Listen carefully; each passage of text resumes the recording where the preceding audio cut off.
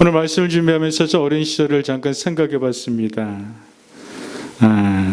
지금 아이들은 초등학교라고 하는데 저는 이제 국민학교 시절입니다. 국민학교 다닐 적에 1학년 들어가면 구구단을 이제 배웁니다. 그래서 구구단을 열심히 암기를 하는데 그것이 이렇게 쉽지가 않았습니다. 참 1학년 때는 참 그것이 왜 이렇게 어렵던지요. 그래서 그것을 외우는 시간이 되면 우물쭈물할 때도 있었고 또 선생님 눈치 보던 때도 이렇게 생각이 나게 됩니다. 그런데 학년이 올라가면서 그보다는 어려운 것이 아니었고 쉽게 외울 수 있던 것을 이제 알게 됩니다. 국민학교 1학년 때 산수를 할 적에 손가락, 발가락 앞에서 20개밖에 되지 않는데 숫자가 많아지게 되면은 덧셈 뺐으면 그게 진짜 어려웠습니다. 그래서 손가락으로 쉬기도 하고 발가락으로 쉬기도 하게 되면서 하나, 둘, 셋, 넷 하면서 이렇게 산수 문제를 풀던 때가 또 생각이 납니다. 그런데 이것도 학년이 올라가면서 덧셈 뺐으면 참 어려운 것이 아니구나라는 것을 이제 또 알게 됩니다. 왜 그랬을까요? 그것은 내 실력이 자란 것이고 그만큼 성장했기 때문인 것일 것입니다. 이처럼 자람이라고 하는 것, 또 우리가 11월 추수의 계절을 우리가 또 보내고 있게 되는데 열매 맺음이라는 것은 참 절로 되지 않는다는 것을 우리가 알고 있습니다. 제가 말씀 나눌 적에 시를 몇 개를 이렇게 함께 나눴던 적이 있습니다. 이 시도 나눴던 시인데요. 장석주 시인의 대추 하나이라는 시입니다. 내용이 이런 내용이죠. 저게 저절로 붉어질 리 없다. 저 안에 태풍 몇 개, 저 안에 천둥 몇 개, 저 안에 벼락 몇 개, 저 안에 변개 몇 개가 들어서 붉게 익히는 것일 게다. 저게 저 혼자서 둥그러질 리는 없다. 저 안에 무서리 내리는 몇 밤, 저 안에 땡볕 두어 달, 저 안에 초승달 몇 달이 들어와서 둥글게 만들 것일 게다.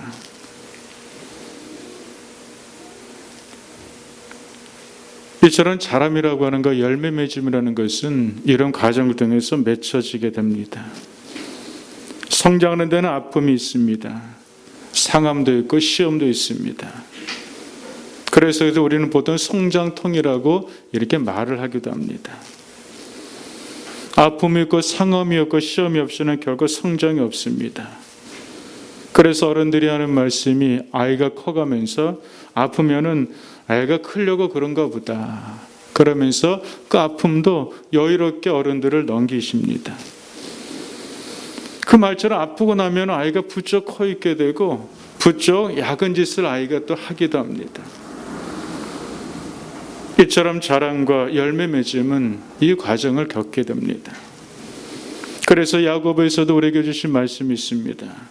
너희가 시험을 당한 것은 온전히 기쁘게 여기라. 이는 너희의 믿음의 시련이 인내를 만들어낸 줄 알미라. 인내를 온전히 이루라. 이는 너희를 온전하게 구비하여 조금도 부족함이 없게 하려 함이라. 우리에게 말씀을 주고 계십니다.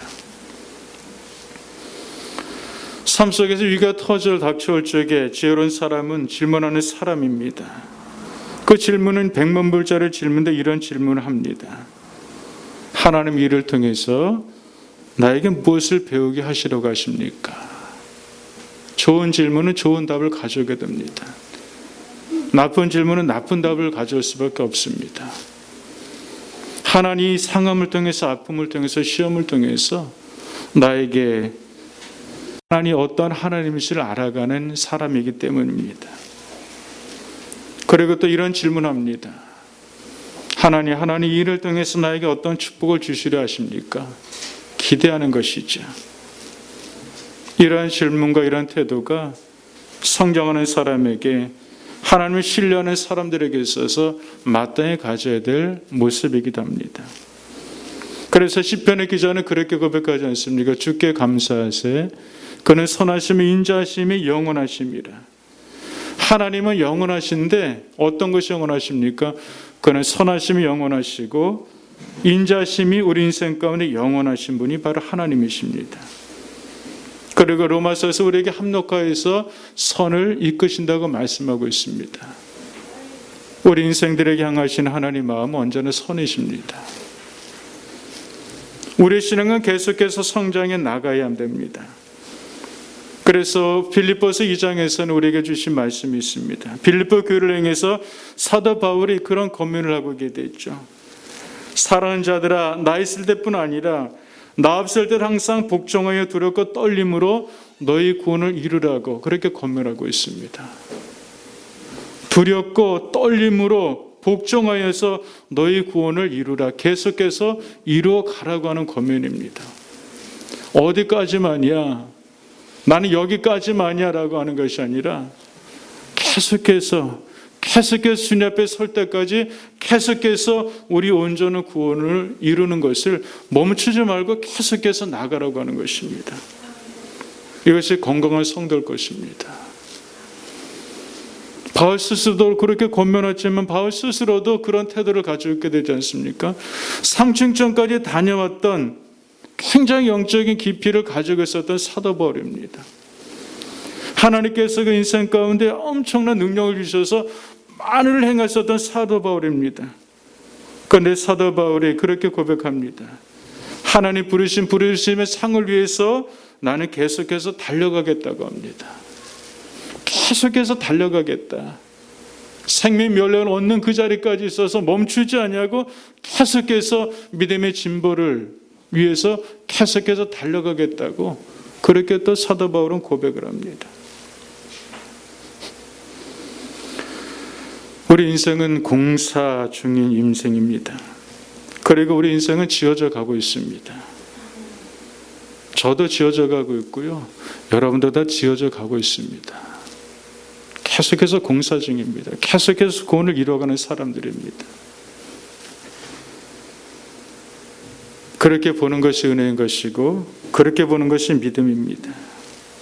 누구도 완벽하지 않습니다. 이뤄가고 있는 중입니다. 그래서 여러분들, 저도 그렇고 여러분도 그렇고요. 우리가 서로를 보게 될 적에 여백을 좀 볼 수 있는 여유를 가졌으면 참으로 좋겠습니다. 성경 속에서도요, 그렇게 누가 그러더라고요. 성경을 펴면은 검은 게 하나님 말씀인데 그 말씀 반이 있고 여백이 반이 있습니다. 너무 팍팍하게 그냥 성경에 있는 글씨를 보게 되면, 글씨로만 모든 것을 재단하게 되면은 거기서 숨을 쉴 수가 없습니다. 여백이 있다고 하는 겁니다.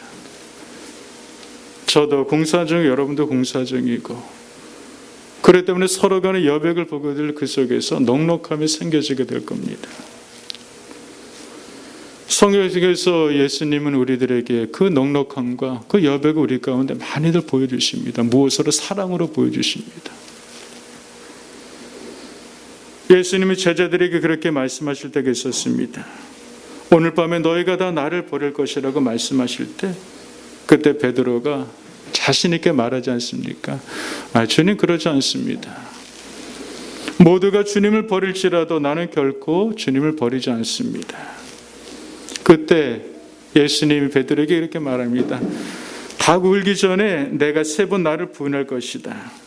그때 베드로가 아니, 그러지 않습니다. 내가 주와 함께 죽을지언정 나는 결코 주를 부인하지 않겠습니다. 자신 있게 큰 소리로 베드로가 예수님께 이야기를 했습니다. 근데 어떻게 됐을까요? 예수님의 예언대로, 예수님 말씀대로 베드로는 닭 울기 전에 3번 예수님을 모른다고 부인을 하고 말게 됩니다. 정신이 버뜩 났을 거예요. 내가 예수님을 부인했네. 그러면서 어땠을까요? 자신에 대해서 절망했을 것입니다. 절망한 베드로를 예수님이 찾아오십니다. 예수님 우리에게 보여주신 여백의 사랑인 것 같습니다. 베드로에게 주번을 먹이시고 베드로를 일으켜 주십니다. 베드로는 그 자리에 그 여백의 사랑으로 그 자리에서 일어나서 베드로는 더 좋은 베드로가 되게 되어집니다. 사람은 실망합니다. 그러나 주님 우리에 대해서 실망하지 않으십니다. 여백의 사랑이 너무나도 크시기 때문입니다. 하나님께서 아브라함을 부르십니다. 그런데 아브라함은 실망을 시킵니다. 자기 목숨을 부지하기 위해서 아내를 의라고 속이는 거짓말을 한 자가 됩니다. 생명으로부터 벗어나려고 그렇게 거짓을 합니다. 그런데 하나님은 그를 사랑하셔서 끝까지 그를 믿음의 조상으로 세워가시는 하나님의 그 열심을 우리가 아브라함의 인생을 통해서 보게 되지 않습니까? 하나님의 사람 다윗도 우리아인의 밧세바를 범하는 실수를 크게 저지르고 말게 되죠. 그런데 하나님은 그 다윗을 세우셔서 다윗을 다윗에게 끝까지 이끌어 가신 하나님의 사랑을 보게 됩니다. 우리는 우리 스스로에게 포기할 때가 있고요. 우리 스스로에게 실망할 때가 참 많이 있습니다. 나는 나를 실망하고 나는 나를 포기하려고 하게 되는데, 근데 주님은 결코를 포기하지 아니하시고 함께 하시면서 우리를 세워가시는 하나님이십니다. 어느 순간 문득 돌이켜보게 되면 이 사랑이 깨달아지게 되고요. 이 사랑에 내 가슴 절절히 어느 순간 불뚝 내 안에서 일어날 솟구칠 때가 있습니다. 그 사랑의 강력한 힘을 맛볼 때마다 우리는 더 좋은 하나님의 사람으로, 그리고 더 좋은 아름답게 더 지어져가는 공사 중의 사람으로 우리는 그렇게 발견하게 되어진 때가 있게 되는 것이죠. 오늘 성경에서 보게 되는 이야기는 선지자 엘리야 선지자의 그런 말씀입니다. 이 당시에 이스라엘 안에 많은 사람들이 바알과 아세라를 섬겼습니다. 그때 한편에서는 또 자기 온전한 신앙을 가지고 하나님만을 섬기셨던 선지자들이 그 속에 또 있었고요. 그래서 정말 사람들은 바알과 아세라를 섬기고 또 선지자들은 하나님을 섬기라고 하게 되는데, 그 가운데서 누가 과연 참 신인지를 비가 내리는 것으로 대결을 벌이게 되는 내용의 말씀이 오늘 읽어진 말씀입니다. 엘리야가 선지자로 있었던 이때는 하나님께서 하늘문을 막으시니까 비가 내리지 않는 거예요. 창이서에서 보게 되는 것입니다. 하나님께서 막으시면은 비도 내리지 않는구나. 하나님께서 열어주시면 비가 오는 건데, 사람들은 때가 되면 비가 오고 때가 되면 멈추고 이렇게 생각하게 되는데 그렇지가 않습니다.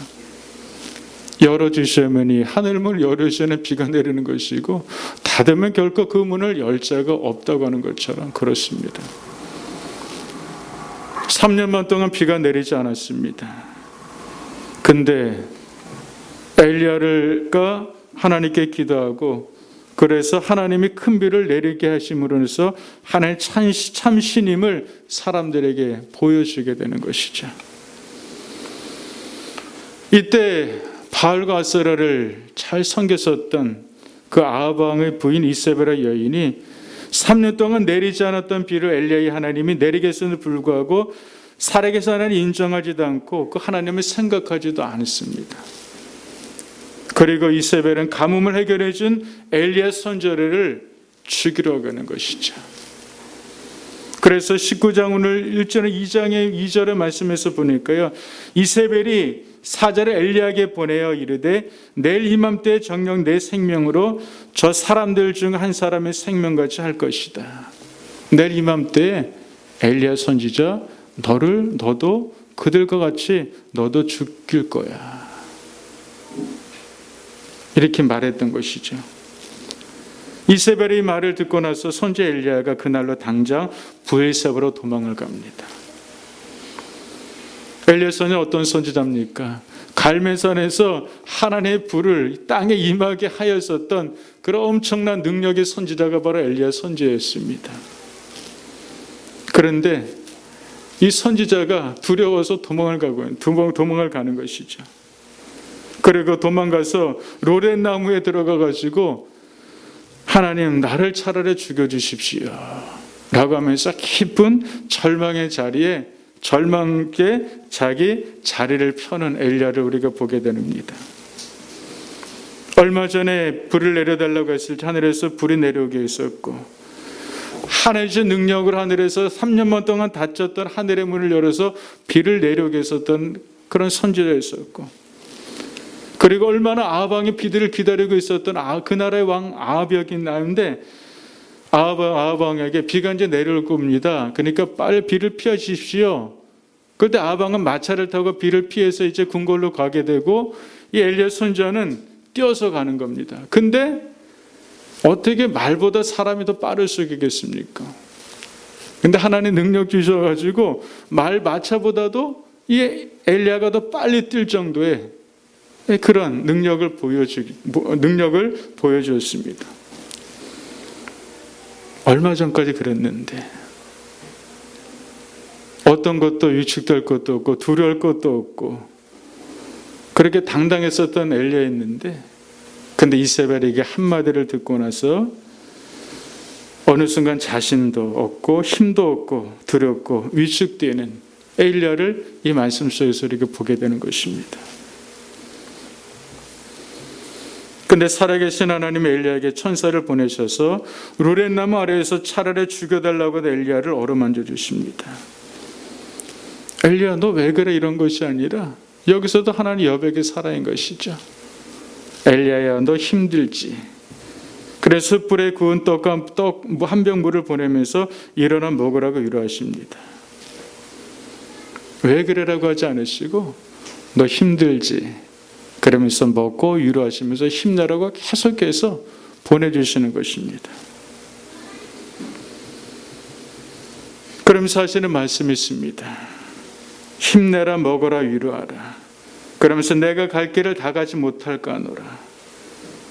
하나님 엘리야가 가야 될 길을 알고 계신 것이죠. 엘리야야, 내가 갈 길이 있어. 내가 지금 상태는 그 갈 길을 너 가지 못해 힘이 없어서 내가 갈 길을 다 가지 못할까 하노라. 하나님의 엘리야를 향한 마음인 것이죠. 엘리야가 가야 될 길은 40주 40야를 걸어서 호렙산까지 엘리야가 가야만 됩니다. 근데 지금으로서 갈 수가 없는 거예요. 힘이 다 빠졌기 때문에. 여러분들, 우리 신앙생활을 하나님께 이르는 그런 여정의 길을 우리는 가르고 있습니다. 신앙의 여정에는 오르막도 있고 내리막도 있습니다. 성장통도 있습니다. 절망의 자리가 핍박의 자리도 있고 의심의 자리도 있습니다. 이러면서 가야 될 먼 길을 우리는 가는 사람들입니다. 이를 통해서 보게 된 하나님의 사랑은 무엇일까요? 그때마다 하나님은 우리에게 위로와 격려와 힘을 주시는 좋으신 하나님이심을 엘리야에게 로렌나무 아래에서 절망해서 엘리야에게 천사를 보내셔서 먹게 하시고 쉬게 하시고 힘을 주셨던 것처럼 하나님의 그 사랑은 우리에게 계속적인 사랑으로 우리 가운데 다가오시는 것임을 우리가 보게 되는 것이죠. 그러면서 우리가 보게 되는 것은 무엇일까요?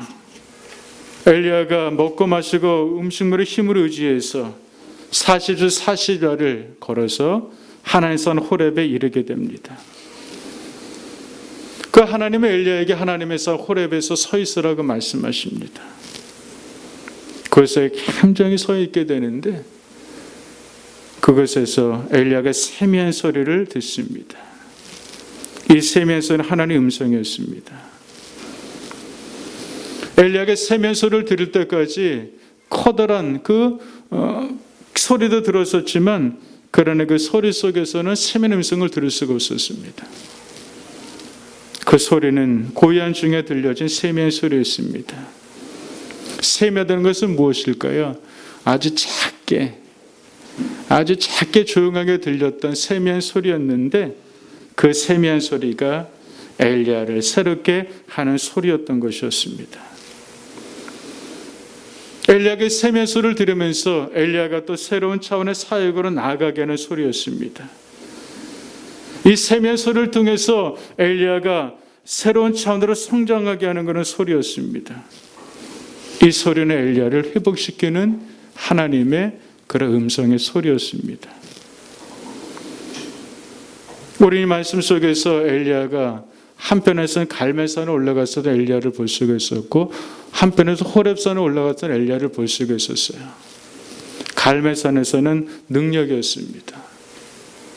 바알과 아세라 선지자를 이기는 그런 능력이었습니다. 근데 호렙산에서는 그 능력이 아니었습니다. 조용한 중에 하나님을 기다리는 중에 들었던 세미한 소리를 들었던 그 산은 바로 호렙산이었습니다.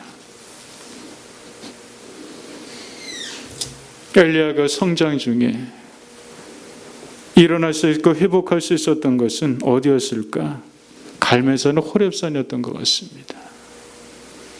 고향 중에 들렸던 세미한 소리가 엘리야를 일으켜 세웠고 엘리야에게 새로운 차원의 사명의 길을 갈 수 있었던 시작점이 바로 호렙산이었었던 것처럼 우리가 가야 될 먼 길을 가는 신앙의 여정 속에 있는 우리들에게 있어서 우리가 나아가야 될 산은 호렙산이라고 하는 것입니다. 갈멜산 엄청난 사건이 있었지만 능력의 사건이 있었지만 호렙산에서 엄청난 사건이 있었던 것은 아니었어요. 능력의 그런 사건도 아니었습니다. 호렙산의 사건은 단지 세미한 소리를 들었던 장소였고 그리고 하나님을 기다리는 그런 장소의 시간이 바로 호렙산의 사건의 시간이었었다고 하는 것입니다. 사랑하는 성도 여러분, 우리가 코로나 시대를 우리가 지금 계속적으로 1년 내내 지금 살아가고 있습니다.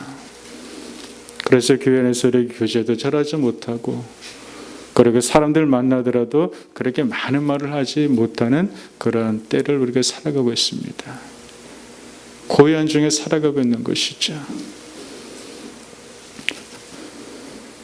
다른 한편에서는 함께 우리가 기도하지 못하고 함께 또 찬양도 힘있게 하지 못하고 함께 우리가 또 여러 만나서 교제하지 못함으로 인하여 가지고 우리 개개인의 또 하나님을 향한 그 마음들이 약해질 수 있는 때이기도 할 것입니다. 그러나 이때 우리에게 약해진 그때가 아니라 바로 이때 고요한 중에 잠잠한 중에 말이 없이 침묵하는 이 시간 중에 호렙산에서 하나님을 기다리며 그리고 조용히 침묵하고 고요한 중에 우리 가운데 우리 영 안에서 말씀하시는 하나님의 세미한 그 음성을 들으시면서 우리가 가야 될 신앙의 여정의 길들을 그렇게 힘있게 걸어갈 수 있는 우리 모두가 되기를 주님의 이름으로 간절히 축복드리겠습니다. 기도하겠습니다.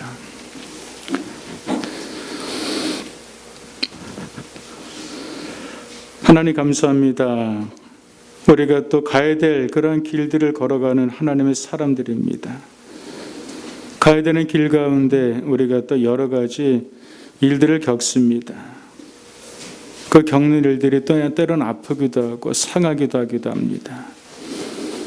그러나 하나님, 상함이 없고 아픔이 없고 시험이 없이는 결코 성장도 없고 열매는 없다고 하는 것을 우리가 다시 한번 말씀을 통해서 나눴습니다. 주님, 그때마다 호렙산으로 우리가 감으로 인하여서 하나님을 기다리는 우리가 될 수 있도록 하여 주시고 하나님을 기다리는 가운데 세미하게 말씀하시고 위로하시고 격려하시고 새로운 또 차원의 사명 우리 가운데 알려주시고 깨닫게 해주시는 하나님의 그 산으로 올라가는 때를 우리가 살아갈 수 있도록 도와주시옵소서. 바로 하나님, 이때가 그때인 것 같습니다. 코로나 인해서 사람들이 많이 또 약해지기도 하고 또 여러 가지 또 어려움도 겪는 때를 살아가고 있습니다. 약해지고 어렵기 때문에 두 주변을 두리번거리면서 어떻게 해야 될까 그리고 고민하기도 합니다. 주님, 이때 엘리야가 하나님을 만나도 호렙산으로 올라감으로 인해서 그가 회복이 되고 새로운 또 사명의 길들을 시작해 나가 있었던 것처럼 우리도 그렇게 하나님의 산에 올라감으로 인하여서 그 속에서 우리에게 요청하시고 우리를 새롭게 이끌어 가시는 하나님의 위로하심과 격려하심과 말씀하심을 들음으로 인해서 우리가 또 힘있게 살아갈 수 있는 모든 성도들이 다 될 수 있도록 은혜를 내려 주시옵소서. 한 주간도 오늘 말씀을 하나님 기억하게 하여 주시옵시고 오늘 부족하지 않은 말씀을 나눴는데 이 말씀이 우리 성도들에게 하나님께서 필요한 말씀으로 잘 깨달으시고 필요한 말씀으로 마음속에 심겨져 갈 수 있도록 성령께서 도와주시고 역사하여 주시옵소서. 감사합니다. 예수님의 이름으로 기도드렸습니다. 아멘.